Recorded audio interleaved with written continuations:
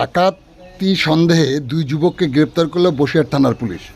উদ্ধার লোহার রড ও বেশ কয়েকটি ধারালো অস্ত্র। এখন শুনুন বিস্তারিত। গতকাল রাত্রে বসিরহাট থানার পুলিশ গোপন সূত্র মারফত খবর পেয়ে বসিরহাট থানা এলাকার আকারপুর এলাকায় অভিযান চালায়। সেখানে একটি বাগান থেকে দুইজনকে গ্রেপ্তার করে পুলিশ। এদের সাথে আরও কয়েকজন ছিল যারা পালাতে সক্ষম হয়েছে। গ্রেপ্তার হওয়া দুজনের কাছ থেকে লোহার রড ও বেশ কয়েকটি ধারালো অস্ত্র উদ্ধার করে পুলিশ। তাদের আজ বসিরহাট মহকুমা আদালতে পাঠানো হবে বলে জানা যায়। আপনারা দেখছেন সেই সময়কার বিশেষ মুহূর্তে ধারণকৃত ভিডিও চিত্র আজকের স্বপ্নগর পত্রিকার অনলাইনে। পুলিশ সূত্রে জানা যায়, গ্রেপ্তার হওয়া ওই দুজনের মধ্যে একজনের নাম কবিরুল ইসলাম, অন্যজন কাদের সর্দার।